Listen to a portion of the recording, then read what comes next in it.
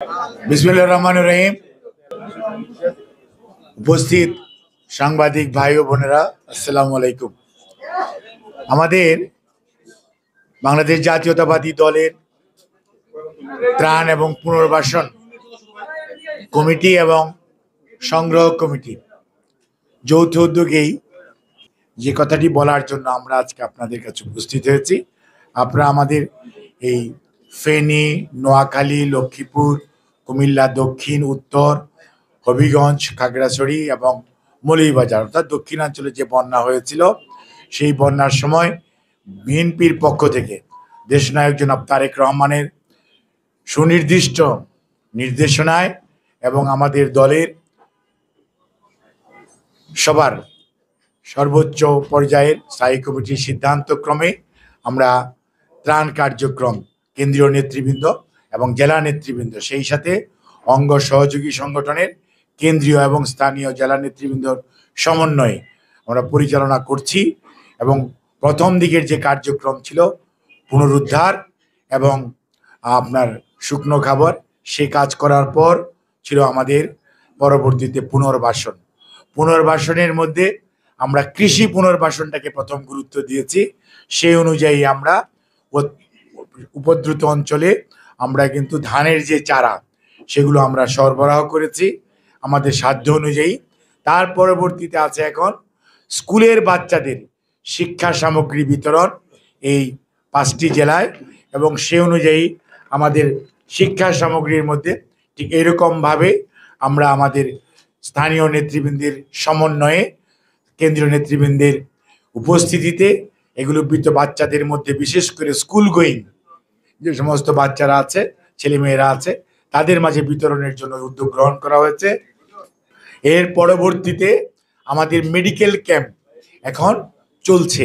Medical camp আমাদের প্রত্যেকটি উপজেলায়, পৌরসভায় ডক্টরস অ্যাসোসিয়েশন অফ বাংলাদেশ ড্যাব এবং জিয়াউর রহমান ফাউন্ডেশনের সদস্যদের সক্রিয় অংশগ্রহণে এবং স্থানীয় চিকিৎসক এবং বিএনপি নেতৃবৃন্দের সমন্বয়ে সেখানে আমাদের মেডিকেল ক্যাম্প নিয়মিতভাবে চলছে। এবং এর পরবর্তীতে আমরা সেখানে যাদের ঘর ভেঙে গেছে, তাদের বাড়ি ঘর মেরামত করার জন্য, কারো একদম সব কিছু ভেসে গেছে, তাদেরকে নূতন ঘর করে দেওয়ার জন্য আমাদের ঢেউ টিন এবং টিনের ঘর কিভাবে দাঁড় করানো যায় সেজন্য কিছু পরিমাণ আর্থিক সহায়তাও তাদেরকে আমরা দেওয়ার জন্য উদ্যোগ গ্রহণ করেছি এবং সেটি আমাদের চলমান আছে। এছাড়া আমাদের ওই 5টি জেলায় বিগত জুলাই আগস্টে 137 জন শহীদ হয়েছে, 137 জন। এবং আমাদের দলেরও আছে, দলের নেতাকর্মী প্রচুর, এবং দলের বাইরেও বেশ কয়েকজন শিক্ষার্থী আছে।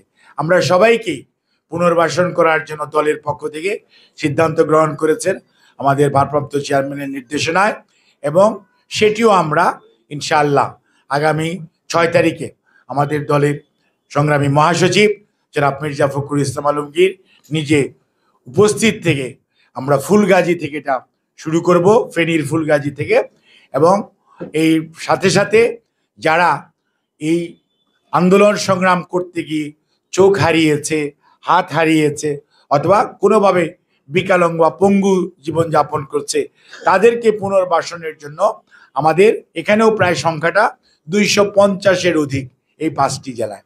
কাজেই ওনাদেরকেও কিভাবে, কাউকে হয়তো একটা রিক্সা দিয়ে, কাউকে একটা দোকান দিয়ে, অর্থাৎ বিভিন্নভাবে তাদেরকে পুনর্বাসনের জন্য আমাদের দলের পক্ষ থেকে উদ্যোগ গ্রহণ করেছে। ঠিক এর পাশাপাশি গত 5 দিন ধরে আপনারা খেয়াল করেছেন তিস্তার গজলডোবা, যে ইন্ডিয়ার গজলডোবায় যে বাঁধ, সেটির হঠাৎ করে সুইচ গেট খুলে দিয়েছে, ঠিক ফেনীর ঘটনা যেরকম ঘটেছিল, এবং সেটার পরিপ্রেক্ষিতে পরবর্তীতে তিস্তারটা আমাদের সাইডে যে বাঁধ, সেটাও খুলে দিতে হয়েছে। তা নাহলে বিস্তীর্ণ উজানের যে অংশটা, সেটা দেখা যেত যে আপনার পুরোটা একদম মানে জলোচ্ছ্বাসের মতো পানি দিয়ে ডুবে যেত।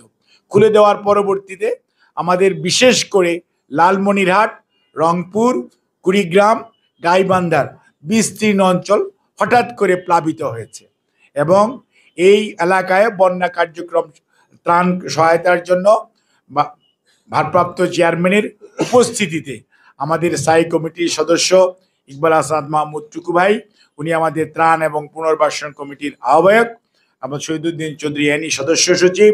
আর ত্রাণ সংগ্রহ কমিটির সদস্য সচিব হচ্ছে আমাদের অ্যাডভোকেট আব্দুল সালাম, অর্থাৎ 2 যুগ্ম মহাসচিব। কাজেই আমরা সেইখানে আলোচনা করে আমাদের প্রত্যেক জেলার বিএনপির প্রেসিডেন্ট সেক্রেটারি এবং অঙ্গ সহযোগী সংগঠনের প্রেসিডেন্ট সেক্রেটারি নিয়ে ত্রাণ এবং পুনর্বাসনের ওই 5টি জেলায় আমরা 5টি কমিটি করে দিয়েছি। এবং সেটার মাধ্যমে গতকালকে থেকেই আমাদের গাইবান্ধাতে, লালমনিরহাটে এবং কুড়িগ্রামে, রংপুরে ত্রাণ বিতরণ খাদ্য সহায়তার কার্যক্রম গতকালকে থেকেই শুরু হয়ে গেছে। এবং আমরা বগুড়া এবং সিরাজগঞ্জকে অ্যালার্ট করেছি, কারণ এর পরবর্তীতে যে ধাক্কাটা আসবে সেটা হচ্ছে সিরাজগঞ্জ এবং বগুড়ার উপর। কাজেই সেই জন্য আমরা ওখানেও আমাদের প্রস্তুতি নিয়ে রেখেছি। নীলফামারীও কিছুটা অল্প এফেক্টেড, সেটিকেও আমরা সেখানেও ত্রাণ কার্যক্রম, অর্থাৎ প্রাথমিকভাবে হচ্ছে খাদ্য আর রেস্কিউ করা, অর্থাৎ উদ্ধার করা, এটি চলছে। এর পরবর্তীতে আমাদের পুনর্বাসন।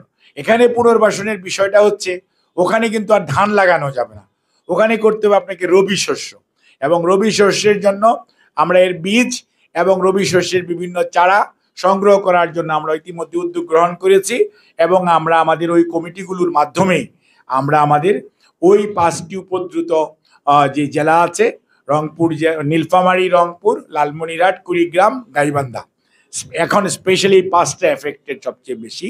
তাও সব উপজেলা না, আপনার লালমনিরহাট এফেক্টেড সবচেয়ে বেশি। আর গাইবান্ধার 2টা খুবই সুন্দরগঞ্জ এবং হইতেছে আপনার ফুলছড়ি আর সাগাটা।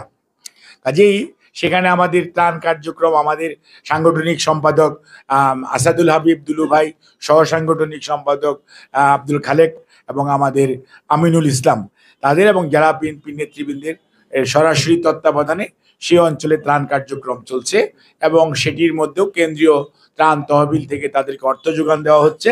এবং আমাদের এই ত্রাণ কার্যক্রম যাতে সঠিকভাবে চলে, আমাদের এই নেতৃবৃন্দ সরাসরি তাদের সাথে যোগাযোগ রাখছেন এবং সেই সাথে তাদের যেখানে যখন যেটা প্রয়োজন আমরা সেটা অব্যাহত রাখবো। আজকে আমরা আমাদের এই কার্যক্রমটা মানে আমাদের এখান থেকে পাঠানোর আলহামদুলিল্লাহ মোটামুটি আমরা আজকে 10,000 প্যাকেট, প্রথম চালান যেটা 10,000 প্যাকেট শিক্ষা সামগ্রী, সেটা আমরা আজকে এই 5টি জেলার মধ্যে, 5টির মধ্যে 4টি জেলাতে এখন পাঠানো হবে। তার মধ্যে ফেনী, নোয়াখালী, লক্ষ্মীপুর এবং হবিগঞ্জে।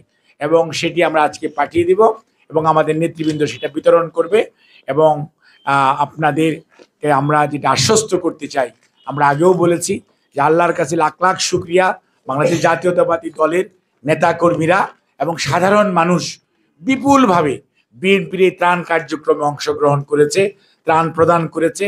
আমরা টাকার অঙ্কেই 20 কোটি টাকার অধিক আমরা সহায়তা পেয়েছি। এবং আমরা দেশে বিদেশে, বিশেষ করে ইউকে আমাদের শুভাকাঙ্ক্ষীরা প্রায় 35 লক্ষ টাকা বিদেশ থেকে আমাদের এখানে পাঠিয়েছে। এবং এরকমভাবে ওমান বলেন, সৌদি আরব বলেন, আমেরিকা বলেন, আমার অস্ট্রেলিয়া বলেন, জাপান বলেন, দক্ষিণ কোরিয়া বলেন, এখানে আমাদের এবং দুবাই, বিশেষ ইউএই, এনারা আমাদেরকে পর্যাপ্ত পরিমাণ অর্থ তারা সাধ্যমতো তারা কষ্ট করে সেটা আমাদের কাছে পাঠিয়েছে। এবং সব কিছু মিলিয়েই আমরা আমাদের দলের নেতাকর্মী, ইভেন একজন রিক্সা পুলার থেকে শুরু করে সাধারণ শ্রমিক, সেও টাকা ডোনেট করেছে। কোনো সময় দেখছি স্কুলের বাচ্চারাও এসে এখানে টাকা দিয়ে গেছে। এবং আমাদের বিভিন্ন প্রফেশনের মানুষ, ডাক্তার বলেন, প্রকৌশলী বলেন, কৃষিবিদ বলেন, শিক্ষক বলেন, সাংবাদিক বলেন, সাংস্কৃতিক কর্মী বলেন, ওনারাও এসে ওনাদের সাধ্যমতো এই বিএনপির পাশাপাশি এবং বিভিন্ন পেশাজীবী সংগঠনের পাশাপাশি কিছু কিছু ব্যবসায়ী সংগঠনও আমাদেরকে সহযোগিতা করেছে। তবে আমরা ত্রাণ গ্রহণ করার বা সহায়তা গ্রহণ করার সময় সবসময় এথিক্যাল স্ট্যান্ডার্ডটা আমরা সবসময় ধরে রেখেছি। অর্থাৎ কেউ টাকা দিলেই আমরা নেইনি, আমরা বোঝার চেষ্টা করেছি এই টাকাটা সঠিকভাবে, অর্থাৎ মানুষকে জুলুম করে কোথা থেকে আসছে কিনা, অথবা আগের সরকারের স্বৈরাচারের দোসর ছিল কিনা, অথবা কোনো ধরনের মানে আপনার অলিগার বলেন, আলেক্স স্পেন্সারি বলেন, এর সাথে সম্পর্কিত এরকম আমরা 2-3 জনের টাকা ফেরতও দিয়েছি। কাজেই আমরা আর এর বাইরেও আমরা 41 ট্রাক খাদ্যদ্রব্য আমাদের এই বন্যা উপদ্রুত অঞ্চলে আমরা পাঠিয়েছি। সেটি যদি টাকার অঙ্কে হিসাব করি সেখানেও প্রায় 5 কোটি টাকার কম হবে না। চাল এবং খাদ্যদ্রব্য, ডাল, তেল এবং লবণ, চিনি, এইসব বিষয় অর্থাৎ তাদেরকে পাক করে খাবার, আর আমরা শুকনো খাবার যেটি দিয়েছি সেটিও বেশি। কাজে আমাদের এর বাইরেও স্থানীয় নেতৃবৃন্দ এবং অঙ্গ সহযোগী সংগঠন তারা নিজস্ব উদ্যোগে সহযোগী দায়িত্ব পালন করেছেন।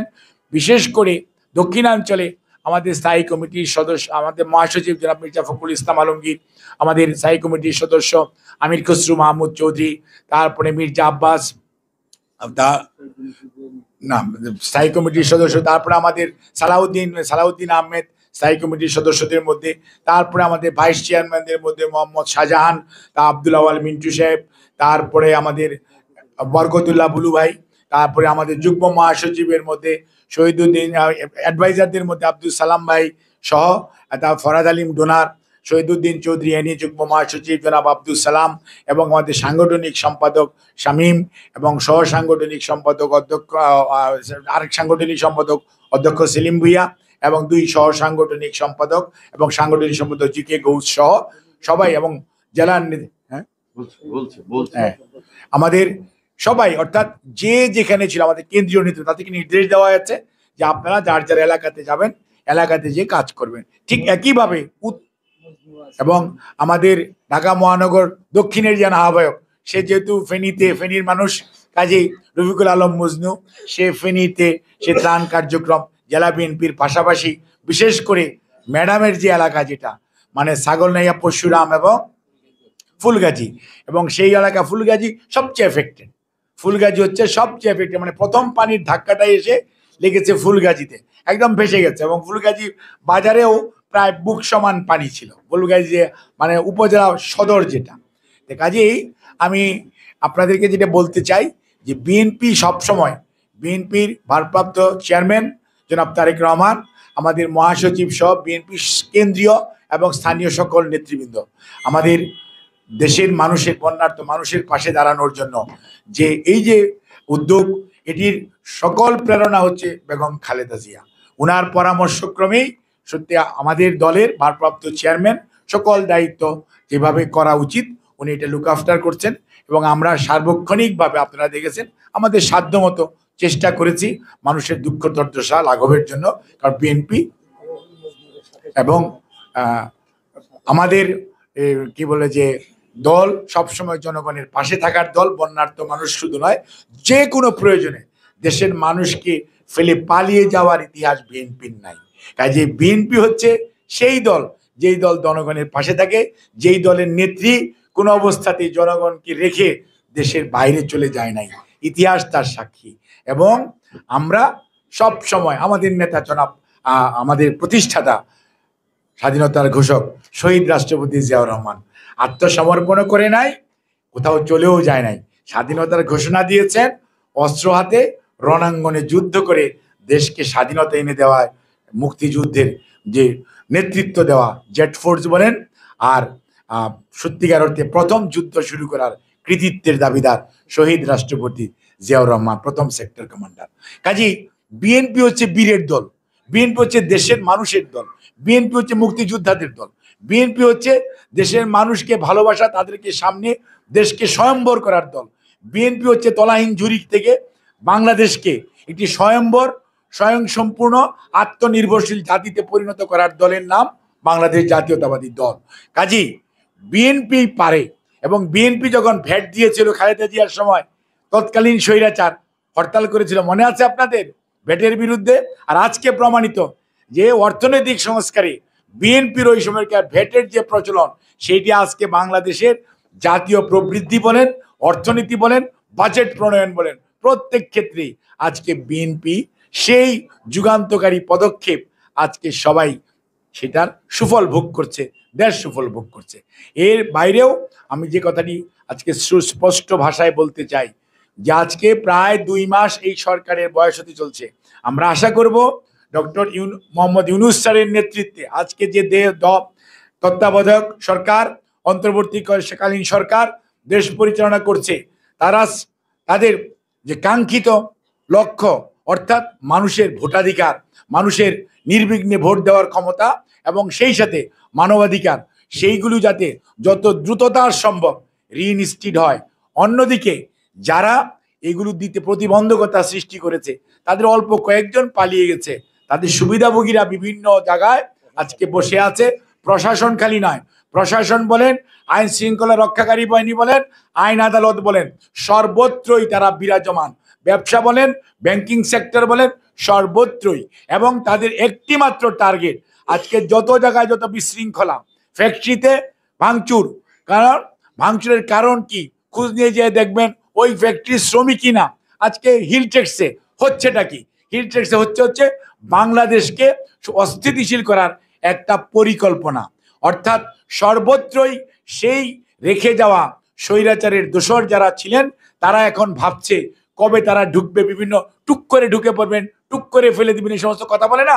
এখন আমরাও বসে আছি, দেশের মানুষ বসে আছে, টুক করে চলে আসুন, তখন দেখা যাবে আপনার ঝুপ করে কি হয়ে যায়। কাজেই সত্যিকার অর্থে বুকে সাহস থাকতে হবে। জনগণের পাশে যদি থাকেন তাহলে আপনার সাহস থাকবে।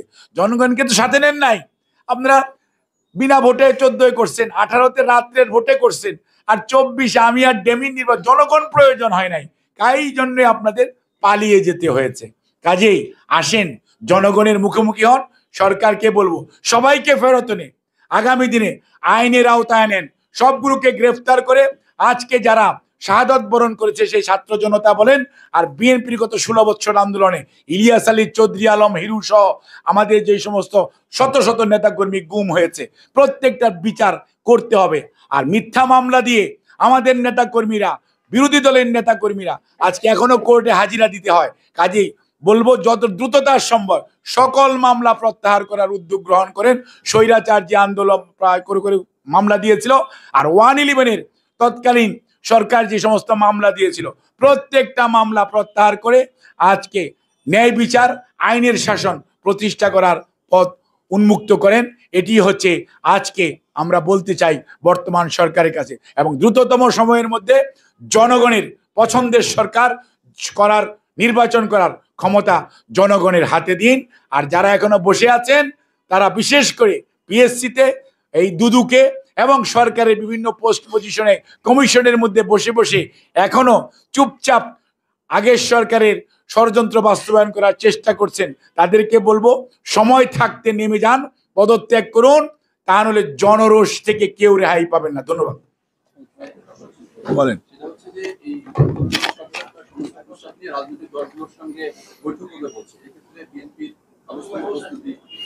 বিএনপি অত্যন্ত পজিটিভ একটি রাজনৈতিক দল, বিএনপি গণতান্ত্রিক রাজনৈতিক দল। বিএনপি তার সরকার যখনই আহ্বান জানাবে, বিএনপি এই সরকার, আমাদের দলের ভারপ্রাপ্ত চেয়ারম্যান, দলের মহাসচিব, দলের সর্বোচ্চ নেতৃত্ব সব সময় চায় এই সরকার জনগণের আশা আকাঙ্ক্ষার প্রতিফলন ঘটাবে। বিএনপি রাজনৈতিক দল হিসেবে যতটুকু সহযোগিতা করা দরকার সহযোগিতা করে যাচ্ছে। তার উৎকৃষ্ট উদাহরণ বিএনপির নেতা কর্মীরা যে পরিমাণ সংযম এবং ধৈর্যের পরিচয় আজ পর্যন্ত দিয়ে যাচ্ছে, সেটা আমার মনে হয় আপনাদের সবাই খেয়াল করা উচিত, উৎসাহ দেওয়া উচিত। একটা দুইটা বিচ্ছিন্ন ঘটনা দিয়ে বিএনপিকে মূল্যায়ন করা যাবে না। কাজে বিএনপি আগামী দিনে শুধু নয়, অতীতে দেশ শাসন করেছে, দেশের মানুষের পাশে ছিল, বিরোধী দলে ছিল, আগামী দিনেও যদি জনগণের সমর্থন পায় বিএনপি ইনশাল্লাহ দেশ শাসন করবে। কাজে বিএনপি দায়িত্বশীল আচরণ করবে। ধন্যবাদ।